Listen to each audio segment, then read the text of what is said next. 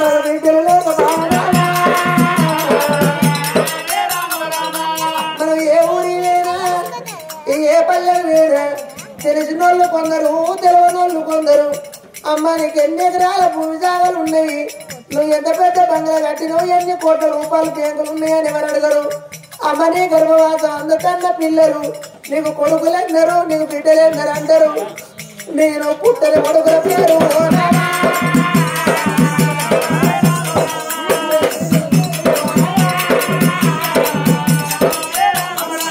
నేనెట్లా చెప్పవాలి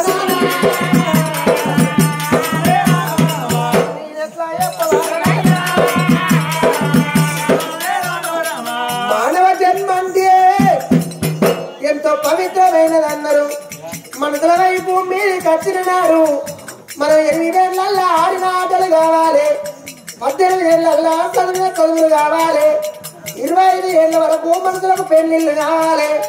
30 ఏళ్ళ వరకు పిల్లలు కనాలి 40 ఏళ్ళ వరకు సంపాదించాలి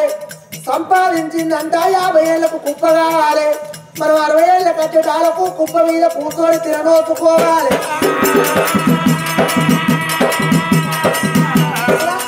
సాగరు ఉండి ఎందుకయ్యా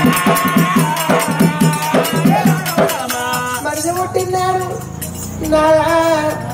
లెక్క పెట్టంగా ఉన్న దుఃఖము గొప్ప కొడికి నాటి పోగాడటం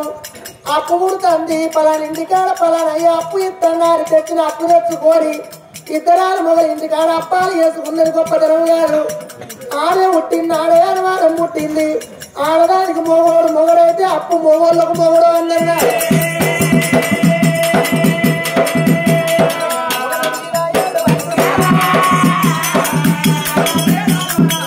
నిన్నగాక మొన్న వచ్చింది నా ముంగడ తనకి పెళ్ళయింది కొడుకులు కలిగిళ్ళు కోట్ల శ్రీమంతురాలు అయిందని ఒకరు ఏడ్చి ఏడ్చి ఓ కన్ను కూడా కొట్టుకున్నదాట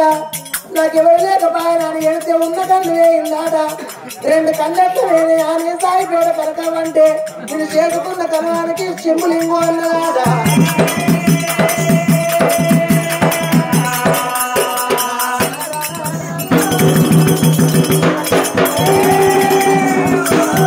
కొడుకులు బిడ్డలు తిన్నా